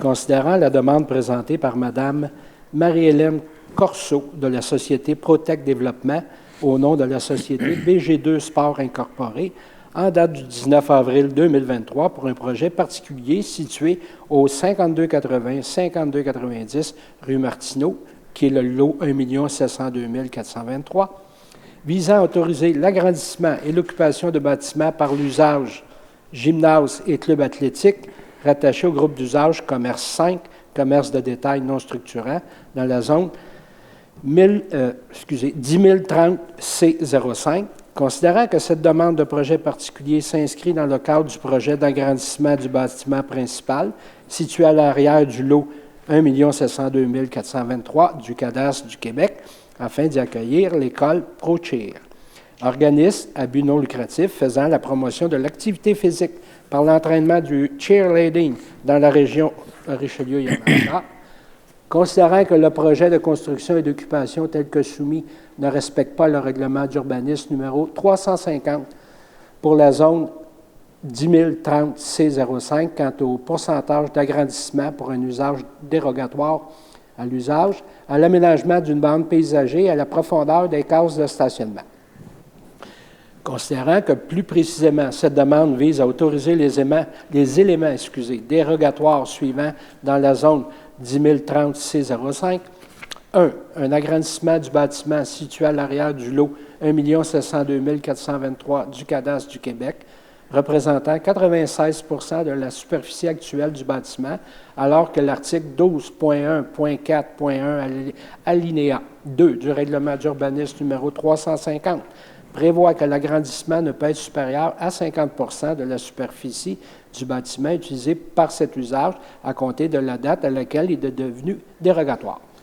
L'occupation de bâtiments par l'usage, gymnase et club athlétique, rattaché au groupe d'usage commerce 5, lequel groupe d'usage n'est pas autorisé dans la zone visée.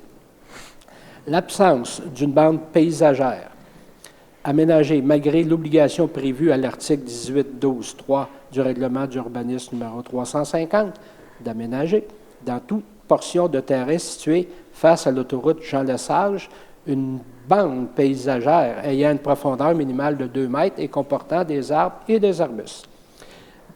Dernier point, des cases de stationnement d'une profondeur de 5,49 mètres, alors que l'article 19.8.1 du règlement d'urbanisme numéro 350 impose une profondeur minimale de 5,5 mètres.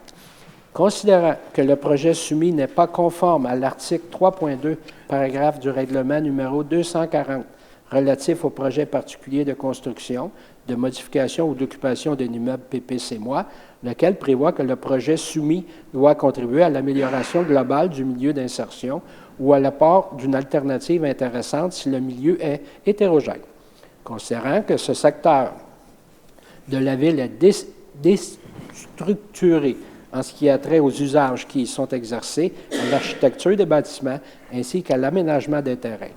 Considérant que le projet soumis a pour effet de déstructurer davantage ce secteur de la ville et qu'il n'améliore pas l'architecture des lieux. Considérant que l'usage résidentiel exercé sur ce lot est incompatible avec l'usage projeté de gymnase et club athlétique, considérant que le projet a été soumis au comité consultatif d'urbanisme en date du 2 mai 2023, je propose de refuser, conformément au règlement numéro 240 relatif au projet particulier de construction, de modification ou d'occupation de l'immeuble, qu'on appelle le PPC-moi, le projet particulier de construction et d'occupation pour la propriété sise au 5280-5290 rue Martineau, dans la zone d'utilisation commerciale 10030 C05, possédant les éléments dérogatoires suivants. Un agrandissement du bâtiment principal situé à l'arrière du lot 1 702 000 du cadastre du Québec représente 96 de la superficie actuelle du bâtiment. L'usage gymnase et club athlétique rattaché au groupe d'usage commerce 5. L'absence d'une bande paysagère d'une profondeur minimale de 2 mètres comportant des arbres et des arbustes pour toute portion de terrain située à l'autoroute Jean-Lesage. Des cases de stationnement d'une profondeur de 5,49 mètres, le tout conforme à la demande soumise par le requérant en date du 19 avril 2023. Merci, M. Harpin. C'est appuyé par Mme Gagné. Je voudrais juste mentionner que le projet, on souhaite que le projet se réalise à cet endroit-là, mais on veut que le projet soit amélioré parce qu'on revitalise la rue Martineau, puis on va avoir une certaine homogénéité, et on veut que ça soit structuré. Comme vous l'avez dit, c'est déstructuré, ce projet-là actuellement, qu'on invite les demandants de ce projet-là, de ce permis-là, de revoir leur plan, et après ça, le Conseil va pouvoir faire quelque chose pour accepter certaines dérogations, mais là, il y en a trop en ce moment. M. Thériault. Oui, M. le maire, c'est un organisme qui rayonne à travers l'Amérique du Nord, et récemment à Orlando, ils ont fait réellement belle figure, et c'est un organisme qui cherche un toit depuis très longtemps. Depuis très, très, très longtemps. On fournit des locaux à certains organismes, et eux tentent par eux-mêmes de se localiser à un endroit. Et moi, je suis un petit peu insulté, M. le maire, quand je vois qu'on refuse des espaces de stationnement pour 2 cm. C'est 5,5 la réglementation, on a 5,49. On tire un peu par les cheveux. Alors, je souhaite grandement que le service d'urbanisme aide cet organisme à réussir à faire un projet qui va pouvoir être en accord et que ça se réalise le plus rapidement possible, M. le maire. Mais l'enjeu, c'est pas sur les cases de stationnement là, d'un centimètre. Je sais bien, mais de le mentionner, c'est d'autres enjeux plus importants. C'est presque honteux. Le reste, je le comprends. Oui. C'est bon, M. Thériault. M. Coulombe. Merci, M. le maire. Je ne parlerai pas de l'activité comme telle. Il faut parler et se concentrer sur le bâtiment d'implantation au sol. Moi, personnellement, j'ai retourné voir ça ce matin. Et côté latéral, côté notre stationnement du centre, notre chalet des Salines, donc ils ne dérangent pas, mais ils sont à pratiquement marge zéro. La façade de ce bâtiment-là, je l'ai regardé à plusieurs reprises, il n'est pas là en soi. Moi, je trouve que ça emmène une belle vitrine par rapport avec ce qu'il y avait avant au niveau de l'autoroute, parce que beaucoup de gens passent sur Martineau et l'autoroute. Et l'implantation au sol, on sait que c'est gros, mais ça lui prend beaucoup d'espace aussi. Donc, moi, je vais aller contre la recommandation. Je suis pour ce projet-là qui se réalise. C'est un besoin qui se fait sentir dans ce domaine. Je suis d'accord avec vous que la nouvelle bâtisse, ce qui est proposé, c'est quand même bien. Sauf que d'avoir une bâtisse reculée à l'arrière avec une maison qu'on laisse à l'avant sur le bord de la rue Martineau, tant qu'à moi, ça ne fait pas de sens en ce moment. Et c'est là-dessus qu'ils doivent retravailler énormément. Et là, j'ai une proposition de M. Harpin qui est appuyée par Mme Gagné et M. Coulombe est contre. Et ça veut dire que c'est adopté majoritairement. C'est bien qu'on passe au point suivant. On est rendu au point 28. Désolé, on va tourner la page. Le point 28. Comité consultatif en développement durable, membre citoyen, renouvellement de mandat, M. Bousquet. Merci beaucoup, M. le maire. Considérant l'adoption du règlement numéro 657 concernant le comité consultatif en développement durable de la Ville de Saint-Hyacinthe par le Conseil municipal en date du 21 mars 2022, considérant la résolution numéro 22-318 adoptée le 2 mai 2022, par laquelle le Conseil municipal a notamment procédé à la nomination de M. Alfredo Ordonez à titre de membre citoyen pour occuper le siège numéro 2 du Comité consultatif en développement durable pour la période s'échelonnant du 2 mai 2022 au 1er mai 2023. Considérant qu'il est opportun de procéder au renouvellement du mandat de ce dernier, en conséquence, Monsieur le maire, je propose de renouveler le mandat de M. Alfredo Ordonez à titre de membre citoyen occupant le siège numéro 2 au sein du Comité consultatif en développement durable pour la période s'échelonnant rétroactivement du 2 mai 2023 au 1er mai 2025. Et j'en profite, Monsieur le maire, pour féliciter M. Ordonez pour ce renouvellement de mandat et surtout le remercier pour sa participation très dynamique à notre comité. Merci, M. Bousquet. C'est appuyé par Mme Bédard et c'est adopté à l'unanimité. Le point 29A, c'est un avis de motion du règlement numéro 697, modifiant le règlement numéro 1, prescrivant les règles de régie interne du Conseil. Mme Bédard. Oui, merci, Monsieur le maire. Donc, je donne avis de motion du règlement numéro 697, modifiant le règlement numéro 1, prescrivant les règles de régie interne du Conseil, lequel vise à préciser les règles de confection du calendrier des séances, détailler l'ordre du jour des séances ordinaires et extraordinaires en fonction de l'ordre des points qui y figurent, introduire une deuxième période de questions à la fin de chaque séance ordinaire et extraordinaire, d'autoriser un maximum de 3 questions par personne pour une durée totale de 3 minutes suivant l'ordre d'arrivée des citoyens, permettre la transmission de questions provenant des citoyens sur un sujet d'intérêt public municipal relevant de la compétence de la Ville par l'entremise du formulaire prévu à cet effet sur le site Internet de la Ville ou leur remise en main propre à la secrétaire et responsable de l'accueil et de la direction des communications et de la participation citoyenne, au plus tard le vendredi précédant la tenue de la séance à midi. Merci, Mme Bédard. Le point 29B, c'est le dépôt et l'adoption du projet de règlement numéro 697, modifiant le règlement numéro 1, prescrivant les règles de régie interne du Conseil. Mme Bédard. Oui, merci, Monsieur le maire. Je propose ce qui suit, de déposer et d'adopter le projet de règlement numéro 697, modifiant le règlement numéro 1, prescrivant les règles de régie interne du Conseil telles que présentées. Si vous me permettez, Monsieur le maire, j'espère qu'avec ce nouveau projet de règlement-là, que les citoyens vont être au rendez-vous là, dans les prochaines séances du Conseil ou par Internet là, sur les questions en ligne. Merci. Merci, Mme Bédard. C'est appuyé par M. Huard et c'est adopté à l'unanimité. Le point 30, adoption du règlement numéro 693, modifiant le règlement numéro 262, décrétant les règles de contrôle et de suivi budgétaire. M. Barré.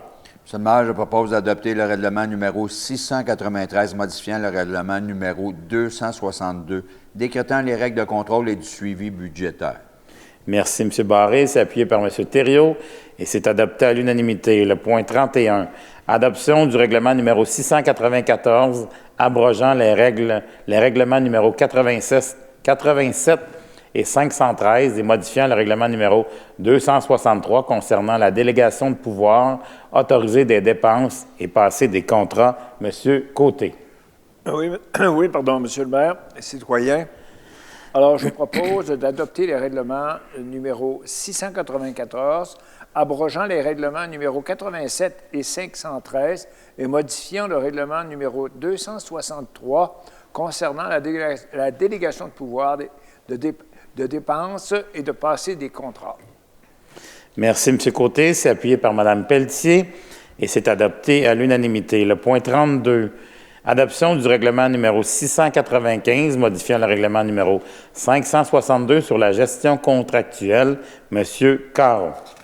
Oui, Monsieur le maire, je propose d'adopter le règlement numéro 695, modifiant le règlement numéro 562 sur la gestion contractuelle.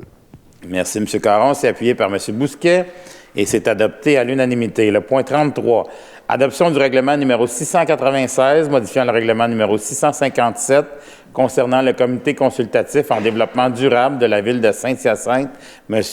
Bousquet. Monsieur le maire, je propose d'adopter le règlement numéro 696, modifiant le règlement numéro 657 concernant le comité consultatif en développement durable de la ville de Saint-Hyacinthe. Merci, M. Bousquet. C'est appuyé par Mme Bédard et c'est adopté à l'unanimité.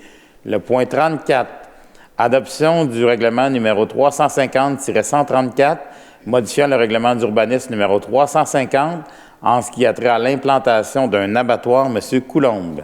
Merci, M. le maire. Je propose d'adopter le règlement numéro 350-134, modifiant le règlement d'urbanisme numéro 350 afin de créer une nouvelle zone d'utilisation agricole 3109-A-03, à même la zone 3106-A-03, en front de l'avenue Pinard pour le projet Excédent, et d'ajouter une nouvelle grille de spécifications pour cette zone. D'autoriser à certaines conditions l'usage industrie de l'abattage et conditionnement de la viande rattachée au groupe d'usage industrie à incidence faible, dans la nouvelle zone 3109-A-03. Merci, M. Coulombe. C'est appuyé par M. Bousquet et c'est adopté à l'unanimité. Le point 35, adoption du règlement numéro 400-6, modifiant le règlement numéro 400 relatif aux usages conditionnels en ce qui a trait à l'implantation d'un abattoir. Madame Pelletier. Merci, M. le maire. Alors, je propose ce qui suit. D'adopter le règlement numéro 400-6, modifiant le règlement numéro 400 sur les usages conditionnels afin de permettre l'usage industrie de l'abattage et du conditionnement de la viande sur une superficie de 10 hectares correspondant à une partie du lot 4 188 091 du cadastre du Québec, futur lot 6 572 831, conformément à la décision numéro 42-72-47 de la Commission de la protection du territoire agricole du Québec. Merci, Mme Pelletier. C'est appuyé par M. Coulombe et c'est adopté à l'unanimité. Les documents déposés, Mme la greffière, Mme Poirier. Oui, merci, M. le maire. Donc, j'invite le Conseil à prendre acte du dépôt de la liste des salariés non permanents embauchés par la Ville de Saint-Hyacinthe en vertu de l'article 73.2 de la Loi sur les cités et villes, laquelle fait état de l'embauche d'un manœuvre au département voirie ainsi que d'un préposé à la réglementation au service de l'urbanisme et de l'environnement. Merci, Mme Poirier. On en est maintenant rendu à la levée de l'Assemblée, proposée par M. Harpin, appuyée par M. Côté, de déclarer la levée de la séance à 20h16. La prochaine séance publique du Conseil municipal sera le lundi 5 juin à 18h30. Merci beaucoup pour votre écoute et bonne fin de soirée à vous tous. Au revoir.